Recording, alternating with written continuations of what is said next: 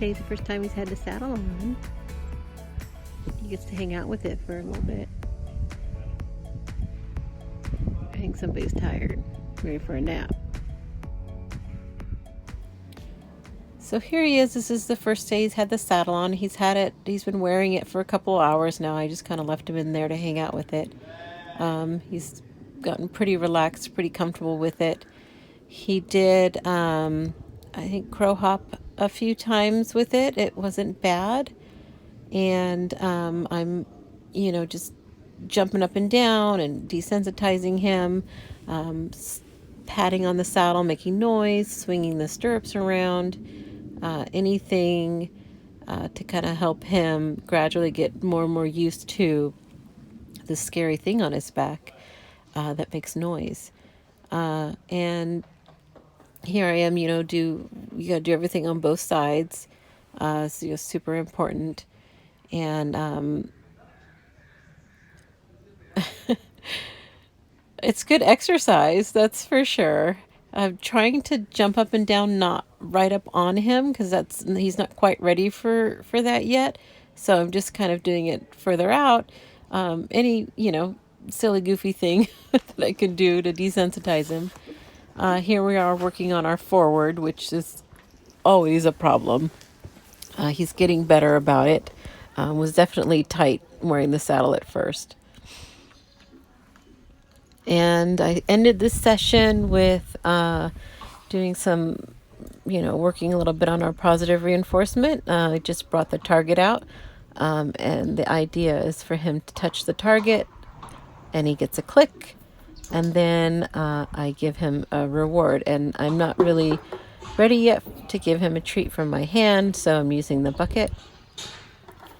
And he's interested, not as motivated and interested in this method as I was hoping, but it's a good way to kind of relaxing end a session. He's smart, he picks up on it, but he's not too terribly food motivated that way yet. And a lot of that just has to do with relaxation. He's just not quite relaxed enough to be at that stage where he can want to start to investigate, and he's getting there and be curious and solve the problem.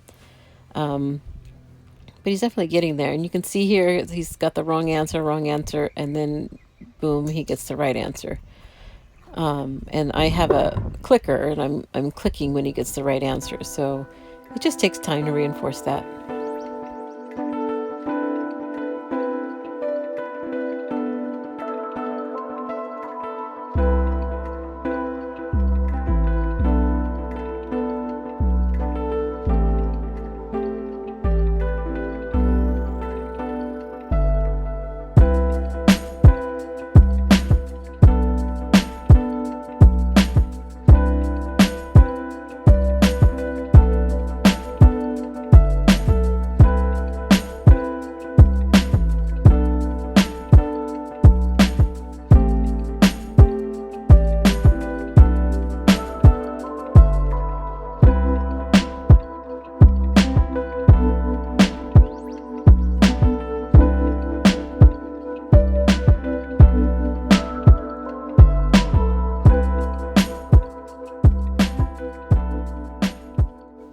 So he did get a lot of turnout this past week, mostly because I was busy doing other things. I'm putting on the Las Vegas Tip Challenge, and it's a lot of work. So he got like 2 days off and then a bunch of turnout, which was really, really good for him. So he enjoyed that a lot. And trying to encourage people when they're walking by his stall to pet him and stuff.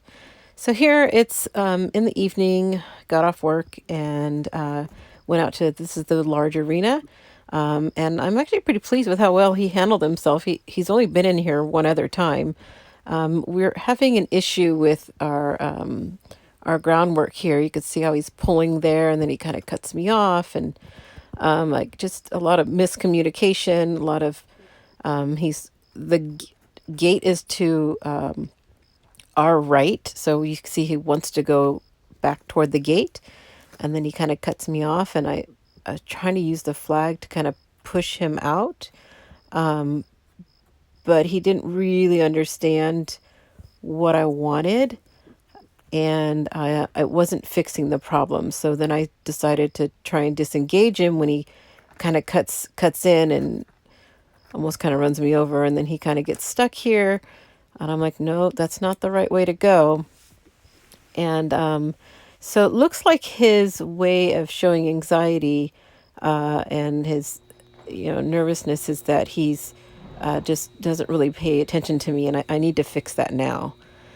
So I brought him back in. It got too dark out there, so I brought him in here. This is the covered arena, and we're just working on some body control stuff.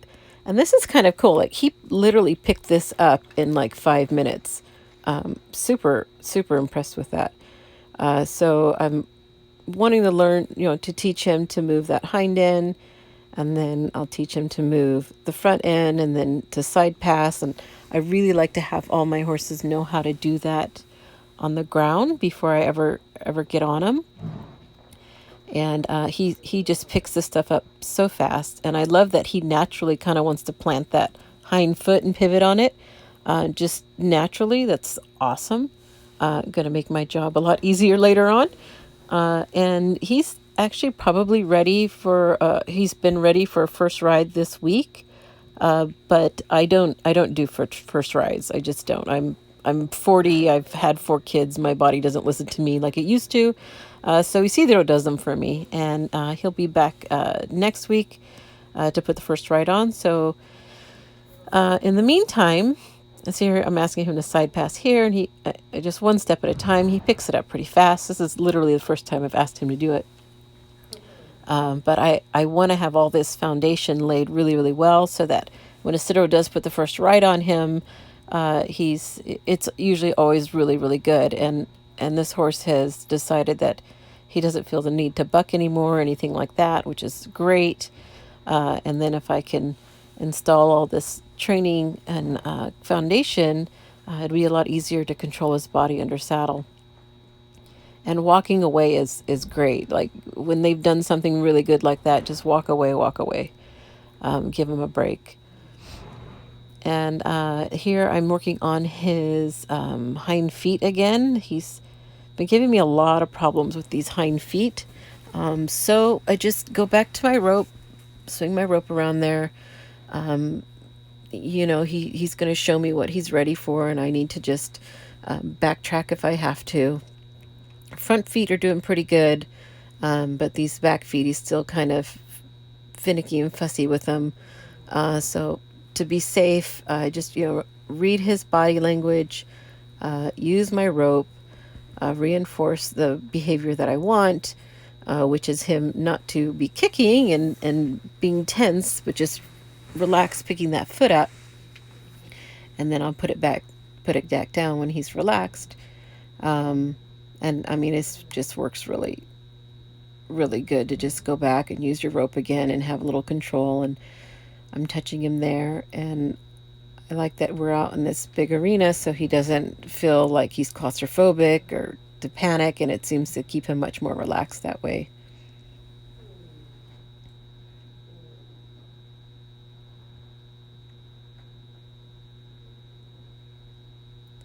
So here I'm trying to do it without the rope, and that's always the scary first time to do it without the rope. And hopefully you don't get hopefully they're not cow kickers.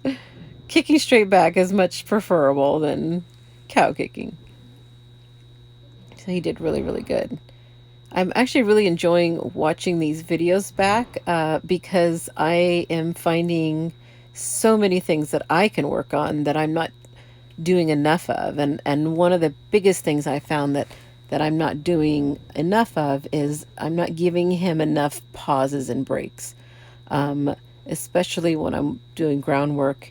I'm in a hurry. I have a million things to do, and I'm not just giving him the time to just kind of sit and marinate and process, to really understand, to really get a good release. And that was really interesting there, because he actually swished his tail. Like, if you rewind back, he swished his tail at me before when I was just touching it, and he kind of let me know that that was going to be a problem. So we worked a whole lot more on that back foot, and it's much better now. So this is another night. It just so happened that I was working a weird shift, and I was getting off in the evening. It's not that late. I want to say it's probably like, I don't know, 7 o'clock at night. So that's when he got worked. I'm very grateful for the arena lights. And so here we have this great tarp that I'm wanting to blanket him. So in order to get a blanket on him, I want him to get really used to this tarp. And he's still really funny about things touching his booty. So working with this tarp a lot. I had it a lot smaller than this. This is, I had been working with it for a little bit already. It was like a little square, and then I made it a little bit bigger and then a little bit bigger. So I didn't start with it this big. And then he's not tied. I'm not attached to him. I'm trying to do as much at liberty as possible. If I have to put a lead rope on him to help him, I will do that. But I'm trying to just really read him and push him just far enough, but not too far. And then do a lot of this kind of walking away. And he's doing really good with that, as long as it didn't touch his butt. So I'd had a section in the video where I was, like, I had sped it up and I was saddling him. So you guys could watch that. And I just couldn't get the video to download with with it speeding up. So I had to delete that, and you have to miss that part. So this is, I think, probably his third time being saddled. He's getting really good with it. Not moving around. He does really, really good, and I'm really proud of him. He's just acting like he's been saddled his whole life, and I really love that about him. It's like once he gets something, he's pretty much got it. So I'm just kind of making sure that he's not wanting to buck, and he really hasn't wanted to. Just a few crow hops the first time. And here I have the chinks on him, and they're flapping around. He could care less about those. And then I put this tarp on to kind of let that, and he could care less about that. Right up until I think I asked him to lope here in a minute, and it touched his butt. And heaven forbid it touched his precious booty. And he kind of lost it for a little bit there. What was nice, though, is he did end up calming down and stopping, and then we worked on it a little bit more, and he got better. This is the wash rack in the barn. And it's in the evening, everybody's like gone home and it's quiet, and I'm like, this is the best time to start to introduce him to this kind of stuff, not with all the commotion going on, but when it's quiet like this, and then later can introduce the commotion. This is kind of a tough wash rack. It's really claustrophobic in there. And it has this metal hitching post in the back that's in an awkward place. I was really happy with, I'm just going to do this really, really slow. Just, one step at a time was fine. I'm real happy with how he listened to me and he came. That's super encouraging, because this is a scary little spot here. And there's just stuff everywhere. And I'm like, oh, this is not a good place for a horse to freak out. Seriously. So I ended up leaving this whole clip in, even though it's kind of long, just so that people can see, or you all can see that, just take your time. Like, you don't have to rush it. And I'm just slowly letting him turn around one step at a time, letting him look at stuff if he wants to look at it. I'm really happy with how responsive he is to the halter, and even backing up there. He wouldn't back for anything, and we'd been working on his backup, and for him to be in this scary spot and he listened to the backup was so awesome. And so that blue bucket right there is full of water, and he was really interested in that bucket full of water. He's too funny and gonna sniff those. I love that he's being curious, that he's like, okay, what's that and what's that, and he wants to check it all out, and I'm like, that is fabulous, and we want to foster that as much as possible.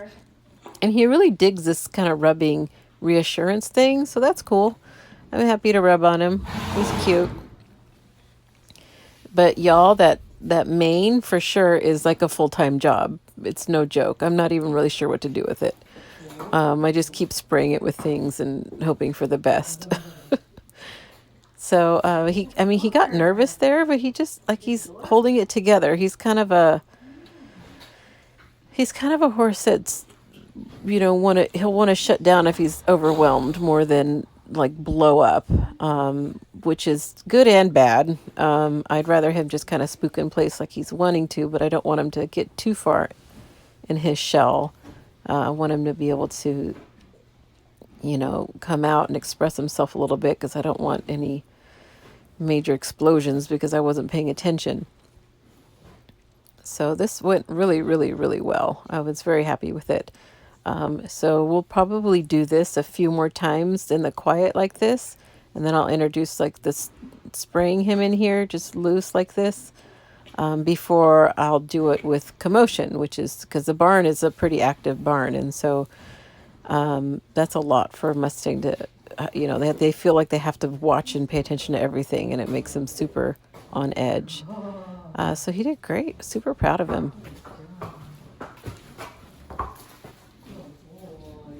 So this is the next morning. I tied him. He's just tied by. I just looped it around the like the fence of the arena, and on the other side of that are the cross ties.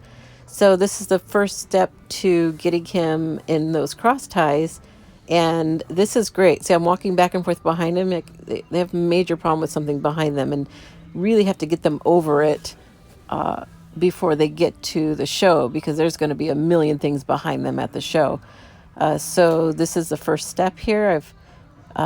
He's not tied, but he's so responsive to the halter now that he doesn't pull back. He's very respectful of it, and I'm really happy with that. So I just took him here, and it's just looped around there, and I groomed him.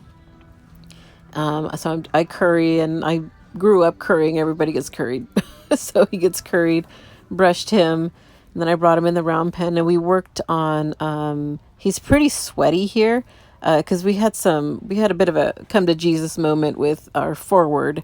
I established that we will go forward because I know he can, because if something touches his butt, he can go forward. So we really got that very, very solid, and he got pretty sweaty. And then working on, like, he's just kind of, ground tied here. I'm picking out his feet, which is great. I can do the front feet. I can pick up the back feet. I'm still using my rope here, you can see. And now today, finally, I can pick up the back feet without the rope. Not clean them out yet, but I can pick them up without him getting too fussy. Literally one of my least favorite things to do is the back feet. Training to pick up the back feet. So, not my favorite. So today I got him so today's Sunday that I'm doing this video recording. So this is the last day of the week. And I got him in the cross ties. It's a real quiet day. It's Sunday. Nobody's here. And so I was able to get him in the cross ties, and it was really funny because he really looked at those cross ties and he tested them, but he just lightly moved his head and tested them, and he did great. He stood there. He's kind of braced. You can see, like, he's got the hind foot cocked up, but those front feet are like braced. Like he's like, I don't know what I'm supposed to do here. But he did so good. I'm really, really proud of him. So I curried him and brushed him all over. He likes to be scratched. He's not really showing he likes to be scratched yet, but he starts to relax with it. So that's the only way I can tell that he's enjoying it even somewhat. And then this is maybe the third time I've ever brushed his tail. So I'll be doing it a lot more regularly and I'm inching further and further back. And you could see he's starting to finally, and I'm being a little more aggressive in my movements. I gradually being more and more aggressive. And so he moved forward, and it's great because he tested him, then he backed off. And I'm like, that is awesome, that he's listening so well to the halter like that. And that he was uncomfortable, but he didn't like lose it. And so I'm really encouraged by that.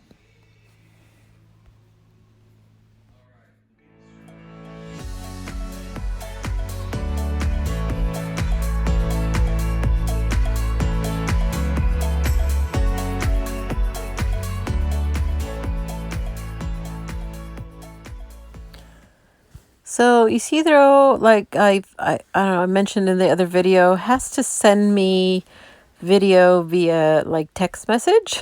So he takes video if he remembers. He'll take video. He has a magnet on his phone and he can take video that way, and then he sends it to me, and sometimes it comes through with really good quality and sometimes it looks really like garbage like this. But you can kind of see what he's doing. He got up on Huracan. He's been riding him every day now, and he's just working on getting him more responsive in the bridle there, moving around in the saddle. And then this is a really typical problem when you're training a horse alone, is he can't really get him to go forward quite yet. So it takes a little while, a little longer than it would if there was a ground person to reinforce the groundwork. So it takes him a little while to get him moving. So in the meantime, he's just getting him, flexing him back and forth like that, and trying to get him softer and getting him to see him in both eyes and moving up in the saddle. You could see he's really stiff. Not very responsive, and it's kind of nice to see the change in him as he gets softer after each day. I think is he just riding him in the halter there? I think he still has him in the halter in this. It's such a crappy video. I can't see. It's so frustrating when it comes through crappy like that, because sometimes it comes through really, really good. It doesn't matter if he resends it either, so I don't know. The joys of being in two different states. And I've had somebody ask me that too. Aren't you guys married? Yes, we are married. We've been married for 11 years. We've been together for 14. But right now I have to work in Sacramento. I'm a registered nurse and I work for Kaiser in Northern California. And I'm working right now while Isidro is at a ranch in Arizona, building it and homeschooling our kids there. And it's really, really tough. We try to see each other every couple of weeks, but hopefully won't be for too much longer. But got to take opportunity where it comes. So in order to make things happen, this is where we are. But yes, we are still together. There's no problem there. We're just trying to make our dreams come true, and that requires sacrifice, a lot of sacrifice. So I don't know why this part is so long, so I apologize. It's hard because he only sends me a little bit of video, so I want to leave as much in there as possible. You can kind of see he just is slow and methodical and really takes his time, and I could learn so much from that. I've been watching him for years, but I need to be slower and more methodical and give my horses a lot more rest. So it's been nice being able to watch these videos and be like, oh, I need to fix that and I need to do that different. I get in too much of a hurry. And Isidro was never in a hurry. He's always has one place and that's it. So it's fun to watch.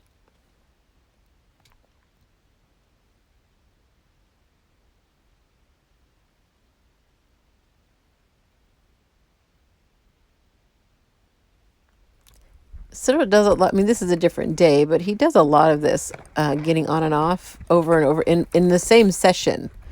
So that he got off him in that session, but he went back and got back on. And then this one, you can see he's a little nervous about him getting up there. And I think he actually has a bit in this time. So that might be part of the new nervousness or anxiety, is that he's like, what is this thing in my face? And you see Isidro has a crop in his back pocket just if he needs it to get him to go forward, because they know what the tapping on their tush means. So if you can translate that from the groundwork to under saddle, it can help. And man, this is a good looking horse. He's nice and big and solid.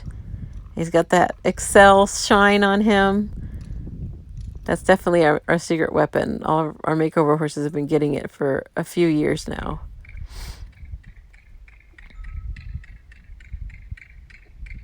So he's trying to get him to go. That's the tough part when you're training alone, is you don't have a ground person to help you out. Such a nice horse. Like, doesn't want to buck. I mean, he's just not in him. He's trying to find the right answer and, do what Isidro is asking him to do.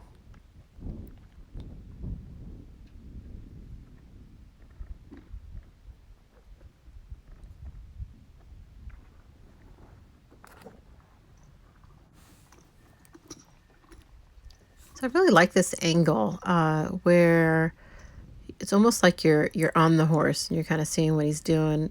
When he gets up there, he, makes sure he's soft in the bridle. He can respond left and right, see him and that left and right thing is really so he can see him in both of his eyes. So that way the horse doesn't, like, as he's going along, he's seeing him in the left eye and then changes to the right and he's like, oh my God, who are you?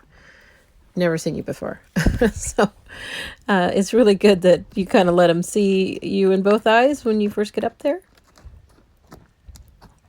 I could seriously watch this horse all day. He's such a good looking horse and he looks really smooth and just kind of pleasant and solid to ride. What Isidro's doing right here is he's just getting him to, follow that rein and respond to it, not be too resistant, just kind of showing him, when I pull on that, you go this way and that sort of thing. So he's changing direction a lot. Because this isn't his first time riding him, so he's asking a little bit more of him and changing direction a lot more. And I love how relaxed this horse is. Like he's not really freaked out about it, and you can see some resistance there. So Isidro shows him what the right answer is here by asking him to kind of disengage and soften to that bridle. And when he does, then he kind of just sits there and wait, and which is excellent. I mean, that way he knows he's got the right answer. And here he's working on Huracan is dropping that inside shoulder, which is super common. I mean, he's first rides, but he is working on it a little bit where he's kind of asking him to pick up that shoulder a little bit. And he can also change direction too. I think he probably needs his feet done because he tripped quite a few times, and he's probably going to need his feet done pretty soon here. But the horse looks really smooth and nice. He's just, slowly learning. It's a lot of this repetitive stuff over and over and over again. It's boring as all get out to watch, but this is how they get trained. And this is the most important part right here is this rest, this not doing anything is as important as doing things. So he's just kind of hanging out there and letting the horse think and relax, and not letting this bullpen or when he's working him just be drill, drill, drill all the time. There are rests and breaks and time to just kind of marinate and think on things, which is so, so, so important. I almost think it's more important than the doing. So I left this whole part in so you can see actually how long Isidro just kind of sits and lets him wait before he starts to ask him to do something else. And that was really nice, actually. I mean, he's following that rein pretty good.